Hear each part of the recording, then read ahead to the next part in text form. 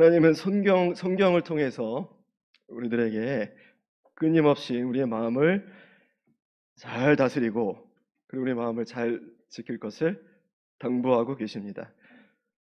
우리의 마음이 너무나 연약하고 그리고 갈대와 같이 이리 갔다 저리 갔다 흔들리며 정함이 없고 너무나 쉽게 변하고 상처를 받는 우리의 마음인 걸 아시고 하나님은 우리의 마음을 잘 다스려야 할 것을 성경을 통해서 계속해서 우리들에게 들려주고 있습니다.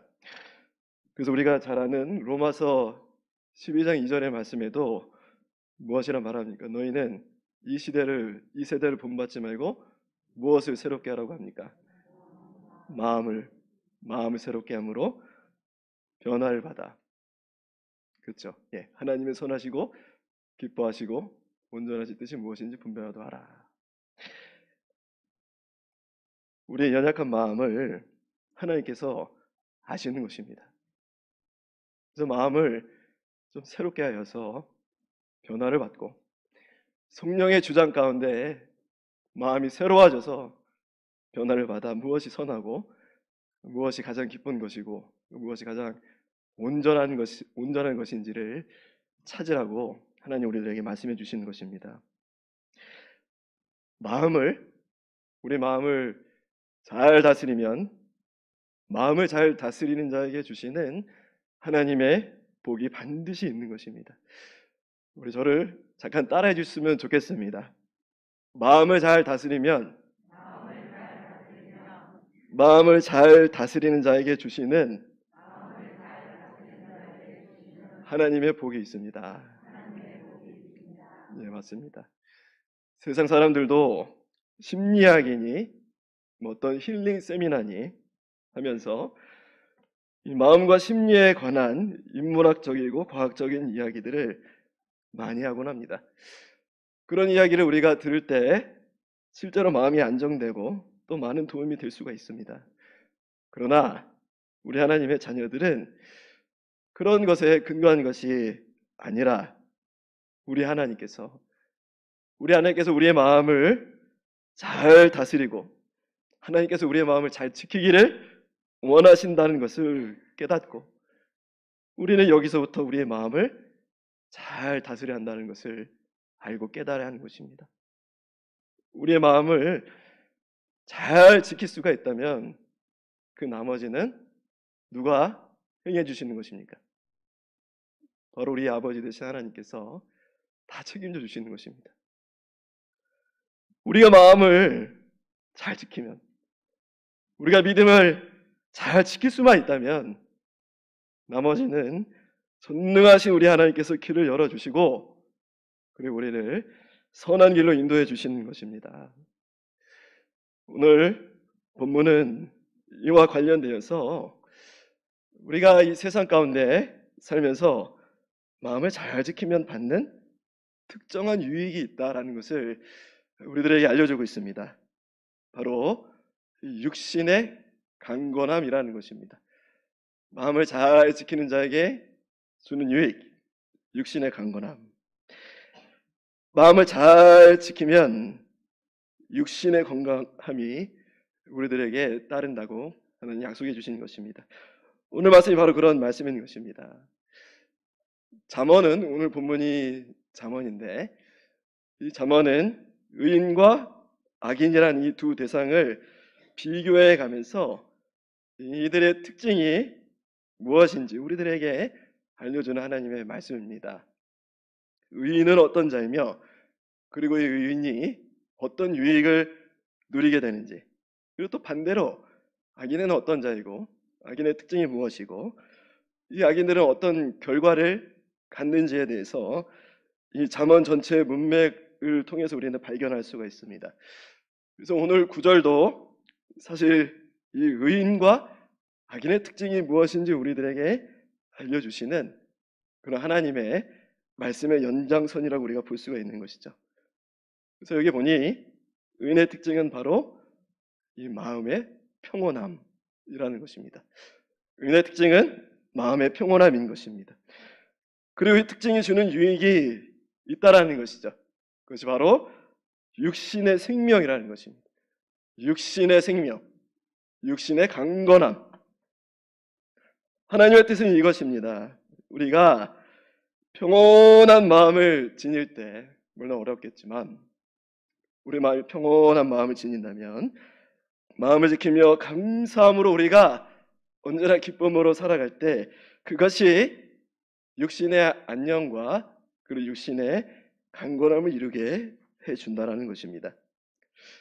그리고 이어서 더불어 이 악인의 특징에 대해서 이야기해 주고 있습니다. 이들의 특징은 바로 무엇이라고 말합니까? 우리 본문에 시기라고 말합니다.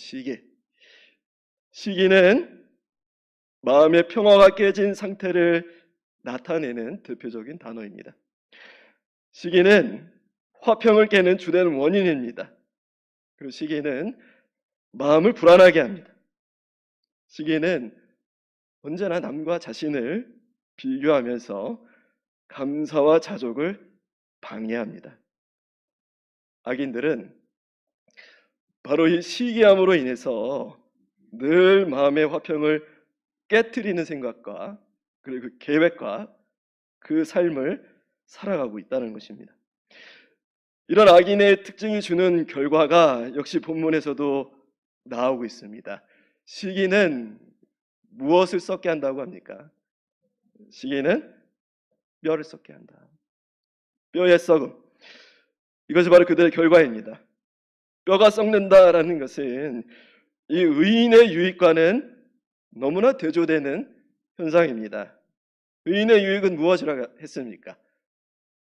마음이 평온한 자는 육신의 생명이라고 하지 않았습니까? 그런데 이 악인의 결과는 그와 정반대인 뼈의 썩음이라는 것이죠. 이 뼈의 썩음이라는 것은 이 육신의 해로움, 그리고 육신의 질병, 그리고 더 나아가 육신의 죽음을 말하고 있는 것입니다. 마음의 화평이 깨지고 불안하게 되면은 그것이 무엇으로 이어진다는 것입니까? 바로 몸의 질병으로 이어진다는 것이죠. 그리고 결과적으로 육신의 죽음에 이르게 된다는 것입니다. 그래서 이 우리 본문의 본절의 해석은 이렇게 말할 수가 있을 것 같습니다. 우리는 우리의 마음의 상태에 따라서 육신의 생명을 경험하기도 하고 또는 죽음을 경험하기도 한다라는 것입니다. 몇 달 전인가요? 제가 월요일에 그날은 제게 쉬는 날이었고 쉬고 있었는데 아침에 제 마음에 평소와는 다르게 이상하게 좀 이렇게 좀 불편한 그런 마음이 좀 있었습니다. 마음뿐만이 아니라 이상하게 몸도 많이 무겁고 좀 많이 지치고 그리고 제 심장도 평소와 다르게 좀 두근두근 거리고 목도 상당히 뻐근하고 상당히 편한 상태는 아니었었습니다. 그래서 곰곰이 한번 생각해 보았습니다. 내가 왜 그럴까? 내가 이렇게 별 이유 없이 이렇게 컨디션이 안 좋고 몸도 마음도 불편할까? 제가 그렇게 한번 생각을 해 보았습니다. 그래서 문득 생각이 드는 게 내가 한번 아침에 일어나서부터 지금까지 내 머릿속에 내가 어떤 생각을 담아두었나 한번 그것을 한번 추적을 해보자 그런 생각이 들었습니다. 그래서 이런 생각이 아주 좋은 판단이었고 그래서 생각을 해보니 역시나 제 마음 가운데는 부정적인 생각이 여러 가지 경로로 인해서 아주 가득했다는 것을 제가 발견했습니다. 일단은 후회스러운 일들, 우리가 살면서 후회스러운 일들을 다 저지르지 않습니까? 저의 행동에 대한 어떤 말에 대한 후회들, 내가 왜 그랬을까? 특별히 제가 목회자인 이상 설교에 관해서 내가 왜 이런 말을 했을까? 아니면 내가 왜 저런 말을 안 했을까?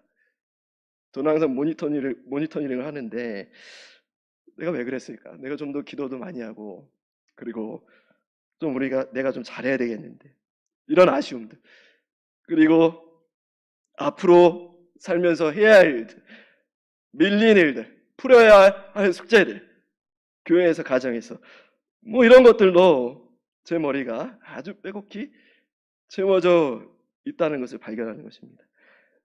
이러니 마음이 무거워질 수밖에 없었던 것이죠. 제가 의식을 안 했을 때는 왜 몸이 이상하고 마음도 이상한지 몰랐는데 생각을 추적을 해보니까 이미 몇 시간째 염려와 걱정이 가득 찼던 그런 제 자신을 발견했던 것입니다. 아, 내가 이래서 내 마음이 무거웠었구나. 그리고 제가 마음을 먹었습니다. 오늘 월요일인데 나에게 주어진 아주 귀중한 휴식의 시간인데 좀 마음을 비우고 그리고 좀 기도를 하면서 도리어 감사의 생각을 해보자. 그렇게 마음을 먹었더니 원인을 몰랐던 무거웠던 제 마음이 싹 풀려가면서 더불어 제 몸도 가벼워지는 일을 경험하게 되었습니다. 뭐 다 아시겠지만 다 이런 일을 경험하셨겠지만 마음의 문제는 몸의 증상으로 드러나게 되는 것입니다. 우리의 마음이 새롭고 활기차면 몸이 건강해지는 것이고 그리고 마음에 문제가 생기고 부정적인 생각으로 가득 찬다면 몸의 질병으로 이어지게 되는 것입니다. 오늘 말씀처럼 평온한 마음은 육신에게 생명을 주지만 평온한 마음이 깨지면 뼈의 썩음을 가져다 주는 것입니다. 오늘 본문에 이 육신의 생명이라는 표현에 우리가 주목해 보기를 원합니다. 육신의 생명. 사람은 육신이 강건하기를 원합니다. 우리가 다들 그렇지 않습니까? 우리 육신에 생기가 돌고 언제나 힘이 있고 원기왕성하길 원합니다. 그래서 우리가 운동을 하죠. 우리가 헬스를 끊기도 하고 좋아하는 운동을 하기도 하고 건강하기 위해서 나름 육신의 수고를 합니다. 우리가 영양제를 먹고 그리고 정기적인 검사를 받기도 하고 보약도 먹고 침도 맞고 뱀도 먹고 웅담도 먹고 웅담을 요새 먹는지 모르겠는데 건강하기 위한 우리의 바람이 이런 식으로 표현이 되는 것이겠죠. 그런데 성경은 하나님의 말씀 우리에게 가장 효과적인 방법을 그리고 가장 실제적인 방법을 우리들에게 제안해 주는 것입니다. 바로 마음의 평안이라는 것이죠. 마음의 평안. 육신의 질병이 혹시 있습니까, 여러분? 여러분들을 힘들게 하는 육신의 어려움이 있습니까? 우리가 치료를 받고 그리고 의사를 찾아가는 것도 지극히 당연하겠지만 바로 하나님의 말씀으로 최고의 명약을 얻으시기를 바랍니다. 내 마음에 평온함이 있는지, 내 마음에 감사가 있는지, 어떤 상황과 환경에 상관이 없이 하나님께서 부어주시는 구원의 은총과 그 감사로 인한 빼앗길 수 없는 그 마음의 평안함이 나에게 있는지 우리가 살펴보아야 할 것입니다. 빌립보서 4장 6절 말씀처럼 아무것도 염려하지 말고 다만 모든 일에 기도와 간구로 너희 구할 것을 감사함으로 하라 그러지 않습니까? 감사함으로 하나님께 아뢰라. 내 마음이 감사와 평안으로 먼저 가득 차 있는지 우리는 살펴보아야 할 것입니다. 우리 교회 안에서도요 환우 성도님들이 상당히 많이 계십니다. 우리 환우 성도님들에게는 참으로 어려운 말일 수 있겠지만 현재 자신의 아픈 육신을 고쳐야겠다는 생각만큼 병들어버린 내 마음이 하나님의 만지심으로 고침받아야겠다는 마음의 소원이 먼저 있기를 간절히 바랍니다. 잠언 18장 14절에 보시면요 이런 말씀이 있는데 우리 같이 함께 말씀을 보도록 하겠습니다. 잠언 18장 14절 같이 읽겠습니다. 사람의 심령은 그의 병을 능히 이기려니와 심령이 상하면 그것을 누가 일으키겠느냐. 아멘. 육신의 병이 있을수록 바로 마음가짐이 중요하다라고 하나님 우리들에게 알려주고 있는 것이죠. 우리는 건강한 육신을 갖기 원하는 만큼 건강한 마음을 갖기를 바라야 할 것입니다. 우리의 정신과 육체는 연결이 되어 있습니다. 그러므로 만병의 근원을 가리켜서 사람들이 무엇이라고 합니까? 만병의 근원이 스트레스라고 하지 않습니까? 만병의 변을 스트레스라고 합니다. 스트레스 때문에 병이 생기고 육신을 무너지게 한다라는 것은 누구나 잘 알고 있는 사실일 것입니다. 여러분들은 스트레스를 많이 받으시는 편입니까? 아니면 그렇지 않습니까? 우리가 살면서 어떻게 스트레스를 받지 않을 수가 있겠습니까? 그러나 우리가 살면서 받는 이 스트레스라는 것이 우리 몸 안에 잠자고 있는 휴먼 상태인 이 암세포를 하나 둘씩 깨운다고 합니다. 저는 잘 모르겠지만, 그래서 만약에 그렇다면 내가 살면서 받는 스트레스가 고스란히 이 나쁜 세포로 나에게 돌아온다면, 그것이 내 육신에 퍼진다면 이것을 알고도 방치할 수가 있겠습니까? 우리가 살면서 일이 잘 풀리지 않을 때, 상황과 환경과 사람을 원망하기도 하고, 마음이 쓰리고 아프기도 하고, 또 자신을 탓하기도 하고, 과도한 이 스트레스가 우리 마음과 몸에 주어질 수 있는데, 결국 내 몸을 망가뜨릴 수 있다는 것, 그것을 우리가 기억을 해야 하는 것입니다. 오늘 이 말씀을 명약으로 삼고 마음의 스트레스가 아닌 마음의 평온함, 이 마음의 평온함을 매 순간 우리는 잘 지켜야 할 것입니다. 우리 마음이 어떻게 하면 평온을 얻을 수가 있겠습니까? 문제는 그것이겠죠. 우리의 마음이 어떻게 평온을 얻을 수 있겠는가? 우리가 마음을 먹으면, 우리가 결심을 하면은 우리의 마음이 온전해지고 우리의 마음이 평온해집니까? 그랬으면 참 좋겠는데 그렇지 않다라는 것을 우리가 알고 있습니다. 저는 우리의 마음이 평온해지기 원하는데 그 답을 저는 성령의 열매라고 생각합니다. 성령의 열매. 성령의 열매가 무엇입니까?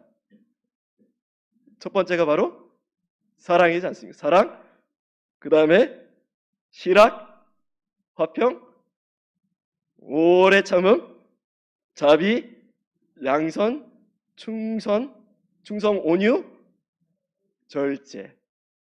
바로 이 성령의 마음, 성령의 마음이 우리 마음 가운데 있을 때 우리는 비로소 편함을 얻게 될 줄을 믿습니다. 우리가 우리 육신의 소욕을 버리고 성령을 좇을 때 이런 귀한 마음의 열매를 맺게 되고 우리에게 참된 평온함이 사랑과 희락과 기쁨과 화평과 온갖 우리들에게 좋은 긍정적인 마음을 심어주는 성령의 마음이 우리들에게 밀려오게 될 줄을 믿습니다. 반대로 우리가 육체의 소욕을 따른다면 성령의 열매를 맺는 것이 아니라 이 타락한 육체의 소욕을 계속 따른다면 우리 마음에 어떤 열매가 맺히겠습니까? 갈라디아서 5장 19절에서 21절에 있는 육체의 소욕에 대해서 나와 있는 구절이 있는데 우리가 이 구절을 좀 같이 한번 읽어보도록 하겠습니다. 5장 19절부터 우리 같이 읽겠습니다. 육체의 일은 분명하니 곧 음행과 더러운 것과 호색과 우상 숭배와 주술과 원수 맺는 것과 분쟁과 시기와 분냄과 당짓는 것과 분열함과 이단과 투기와 술취함과 방탕함과 또 그와 같은 것들을 여기까지 보겠습니다. 이것이 바로 육체의 소욕이라는 것입니다. 우리가 육체의 소욕 가운데 살아가면은 이런 마음이 우리 마음 가운데 계속 남아있는 것이죠. 육체의 소욕이 우리 마음 가운데 가득히 남아있다면 우리의 마음의 평화는 절대로 찾을 수 없을 것입니다. 우리 잠언 4장 23절의 말씀도 우리 같이 함께 보도록 하겠습니다. 모든 지킬 만한 것 중에 더욱 내 마음을 지키라. 생명의 근원이 이에서 남이니라. 우리가 지켜야 할 것들이 너무나 많지 않습니까? 그러나 지킬 만한 것보다 무엇을 지키라고 합니까? 더욱 내 마음을 지키라. 우리가 가장 1순위로 지켜야 할 것이 바로 우리 마음이라는 것이죠. 생명의 근원이 바로 마음에서 난다는 것입니다. 그리고 육신의 생명도 바로 우리 마음에서부터 출발하는 것이죠. 우리가 성령을 따르며 성령의 열매를 맺을 때 우리 마음과 육신을 지킬 수 있다는 것을 기억하시고, 이로써 강건하고 온전한 힘이 넘치고 생명력이 가득한 삶을 살아가는 그런 저와 여러분이 되어야 할 것입니다. 이제는 악인의 특징에 대해서 보겠습니다. 악인의 특징, 바로 뼈의 썩음이라 그러지 않습니까? 악인의 특징은 시기인데 그 결과는 이 뼈의 썩음이라는 것입니다. 의인의 특징은 마음의 화평을 누리는 자이고 그 유익이 육신의 생명이라고 했지만, 반대로 악인의 특징은 시기와 질투라는 것입니다. 시기와 질투, 마음의 평안을 깨트리는 수많은 생각들, 염려들, 걱정들, 이것의 결과는 바로 뼈의 썩음이라는 것입니다. 바로 육신의 질병, 육신의 해로움, 더 나아가 육신의 죽음이라고 말씀드리지 않았습니까? 특별히 이 마음의 시기에 대해서 우리가 생각해 보아야 할 것입니다. 시기. 여기 본문에 시기로 번역된 키느아라는 이 단어는 질투하다, 그리고 부러워하다, 희생하다 라는 의미의 동사에서 파생된 단어라고 합니다. 매우 강렬한 질투나 그리고 분노 등을 의미한다고 합니다. 그리고 또한 어떤 소유물에 대한 매우 강력한 욕구를 나타내는 단어라고도 합니다. 시기심이 내 마음에 가득 찬 경우가 혹시 있으십니까, 여러분? 시기심. 세상에 살아갈 때 우리가 그러고 싶지 않은데 남들과 비교하면서 욕심과 탐욕이 내 마음을 지배할 때 시기라는 감정이 나도 모르게 우리 곁에 다가오게 되는 것입니다. 우리 대한민국이 얼마나 입시 경쟁이 심하고 아이들이 시기심에, 경쟁심에 살아가는지 모릅니다. 건전한 열심은 좋겠지만 이것이 시기심으로 이어진다는 게 바로 사회적인 문제라고 저는 생각합니다. 초등학생들을 조사를 했다고 합니다. 중학생도 아니고 고등학생도 아니고 초등학생들인데, 서울 강남에 사는 늦게까지 영어학원에 다니는 초등학생들을 조사했는데, 그들이 경쟁을 하는 이유가 첫 번째가 친구들한테 뒤처질까 봐입니다. 친구들한테 뒤처질까 봐. 그리고 남들은 좋은 대학 가고 나는 못 갈까 봐. 그리고 내가 100점을 맞았는데, 시험을 봐서 내가 100점을 맞았는데 나랑 경쟁하는 친구가 한 개를 틀렸으면 그것이 자기에게 쾌감으로 밀려온다고 합니다. 왜 이들의 인생이 남들과 비교하는 인생으로, 그것이 인생의 전부인 줄 알고 거기에 사활을 걸고 살아야겠습니까? 어린 시절부터. 말은 경쟁이라고 하는데 어떻습니까? 제가 보기엔 시기와 질투인 것 같습니다. 그리고 이것이 사실 아이들의 문제가 아니라는 것을 우리들이 다 잘 알 것입니다. 아가서에서도 표현된 바가 있습니다. 아가서 8장 6절에 보면요, 질투는 수월같이 잔혹하다라는 말씀이 있습니다. 즉 시기가 죽음과 같이 잔혹하다라는 것입니다. 시기심이 강한 사람들, 그리고 남 잘 되는 거 못 보는 사람들은 제가 지금 말씀드린 이 말씀이 어떻게 이해가 갈지 모르겠습니다. 질투가, 시기가 수월같이 잔혹하다는 것, 떼어낼 수 없다는 것. 제가 아는 어떤 청년은 다른 건 너무 완벽하고 성실하고 좋은데 아주 훌륭한 청년인데요, 시기심을 버리지 못하는 청년이 있습니다. 시기심. 이걸로 늘 기도하고 이걸로 늘 애타게 간구하는데 그것이 잘 떠나지 않는다고 합니다. 특별히 자기가 마음에 들지 않는 상대가 자기보다 잘 되는 모습을 봐줄 수가 없다고, 그렇게 저에게 이렇게 호소했던 적이 있었습니다. 우리 마음의 시기가 한번 발동되면 내가 누군가를 미워하고 질투해서 결국 나를 세우고 남을 해치는 것 같아 보이지만 실제로는 누구를 해치는 것입니까? 오늘 본문의 말씀을 보니까 시기는 뼈의 썩음이라, 내 뼈의 썩음이라는 것입니다. 시기를 하면 내가 누군가를 미워하고 질투해서 나를 세우고 남을 해치는 것 같아 보이지만 결국에는 자신을 해치게 된다는 것이죠. 시기와 질투와 지나친 경쟁심, 그로 인한 걱정과 염려와 분노는 결코 남을 깎아내리는 것이 아니라 결국 자신을 해치는 것입니다. 우리가 성경의 인물 중에 잘 알고 있는 사울이 있지 않습니까? 다윗을 너무나도 시기하던 사울에 대해서 우리가 잘 알지 않습니까? 그가 결국에는 어떻게 됐습니까? 사울의 결말을 우리가 잘 알지 않습니까? 한때 사울이 주위에서 이런 소문을 듣지 않습니까? 사울은 천천히요, 다윗은 만만이라. 자신과 다윗을 비교하던 군중들의 이 말을 듣고 시기심이 발동한 사울의 결말은 어떻게 됐습니까? 날마다 그 마음의 불안함과 걱정과 염려, 특별히 그에게는 아마 조울증이라는 게 있었을 것입니다. 감정이 주체가 안 되는 거예요. 좋았다가 나빴다가. 그리고 피해망상. 피해망상이 무엇입니까? 다른 사람이 자신에게 피해를 준 적이 없음에도 피해를 준다고 생각하는 병이 피해망상이라고 합니다. 바로 이 질병에 빠져서 인생을 비참하고 정신병자처럼 살다가 마지막에 전장터에서 참으로 비참하게 숨을 거두지 않았습니까? 그리고 성경은요, 악신이 하나님의 신이 아니라 하나님의 신이 사울을 떠나고 악신이 사울에게 임했다라고 합니다. 그게 바로 시기의 증거인 것이죠. 그리고 또 우리가 잘 아는 성경에 아하방을 알고 있습니다. 아하방이 나봇의 포도원을 보고 무엇이 발동합니까? 시기 질투심이 발동합니다. 자기는 온 나라를 다 소유한 왕인데도 불구하고 이 나봇의 작은 이 포도원이 얼마나 갖고 싶었는지 병을 시름시름 앓다가 식음을 전폐하다가 결국 그가 어떤 일을 저지릅니까? 아합의 아내가 있었죠.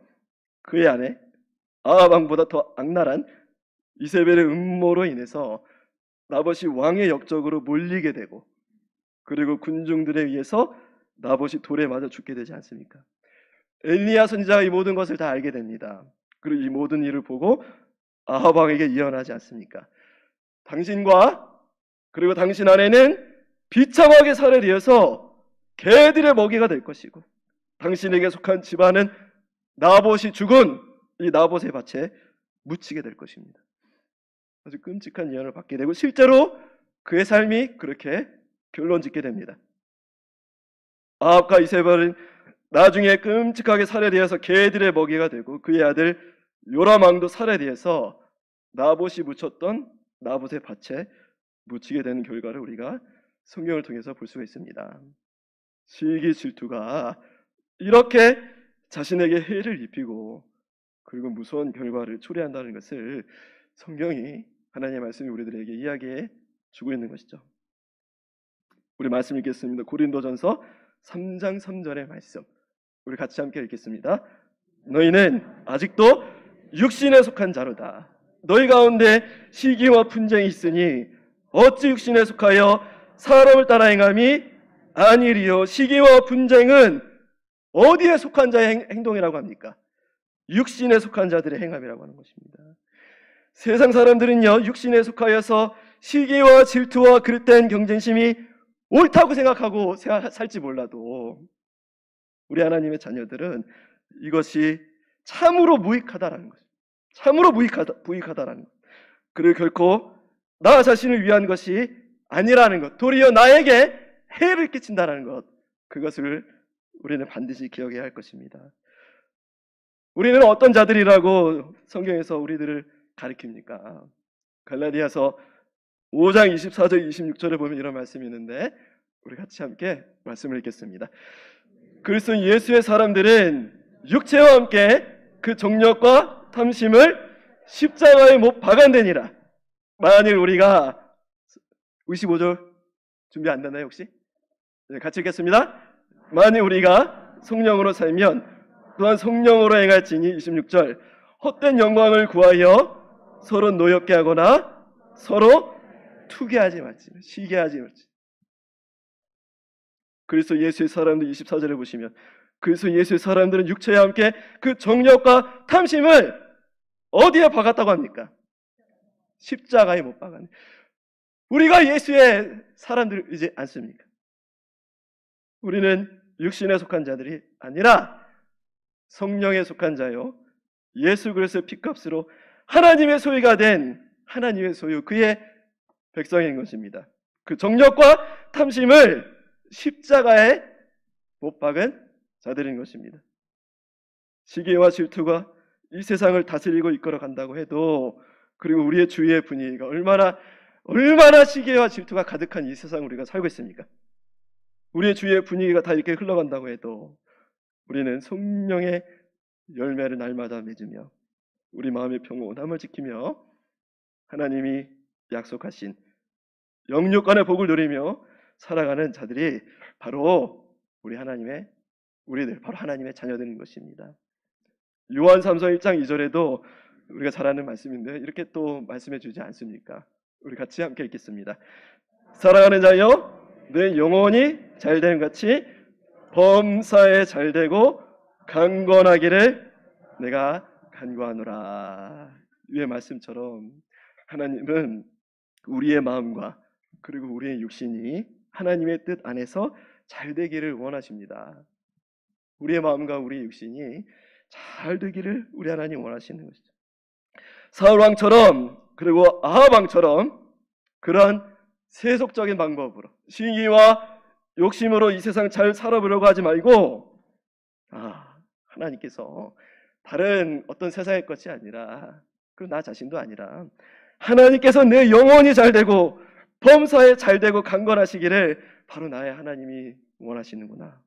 그것을 바로 믿고 오직 하나님 편에서 하나님께서 알려주시는 방법대로 말씀의 인도함 가운데 성령에 속한 자로서 하나님 주신 말씀만을 가지고 범사에 잘되고 강건할 수 있는 그런 우리들이 다 되어야 할 것입니다. 오늘 말씀의 결론을 맺겠습니다. 앞서 제가 말씀을 드렸지만 마음을 잘 다스리면, 우리가 같이 따라하지 않았습니까? 마음을 잘 다스리면 따라하시는 겁니까? 저는 그런 의미가 아니었는데, 제가 이렇게 말씀드렸죠. 마음을 잘 다스리면 마음을 잘 다스리는 자에게 주시는 하나님의 복이 있다. 우리가 믿어야 하는 것이죠. 삶 속에서 꼭 기억하시기를 바랍니다. 마음의 평온함은 육신의 생명을 가져다 주지만 세상의 염려와 욕심으로 인한 시기와 그리고 마음의 불안함은 뼈를 썩게 하는 결과를 가져오는 것입니다. 오늘 본문 말씀을 오늘 결론으로 삼아도 좋을 것 같은데, 우리 본문 말씀 14장 30절 말씀이죠. 우리가 이 말씀을 같이 읽고 나에게 주시는 하나님의 말씀이라는 것을 믿으시고 우리 이 말씀 읽고 말씀을 마치겠습니다.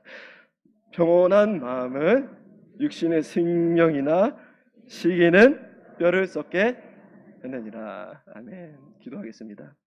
하나님, 우리의 마음이 심히 연약함을 아시고 우리의 마음을 잘 다스려서 영혼이 잘되고 범사에 잘되고 강건하기를 원하시는 하나님의 뜻을 알게 해주심에 하나님 감사합니다.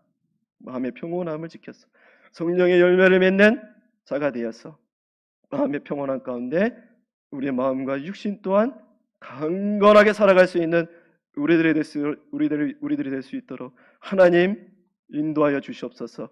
우리 마음 가운데 있는 모든 시기와 질투와 세상의 욕심과 탐욕을 십자가에 못 박아서 더 이상 세상의 악한 생각들이 나를 지배하지 않게 하여 주시고, 오직 하나님의 말씀으로 살아나갈 때 마음을 잘 다스리는 자에게 주신 하나님의 복을 이 땅 가운데 누리며 하나님 영광 돌리며 살아가는 우리 모든 하나님의 지체들 다 될 수 있도록 하나님 인도하여 주시고 하나님 함께하여 주시옵소서. 예수님의 이름으로 기도드립니다. 아멘.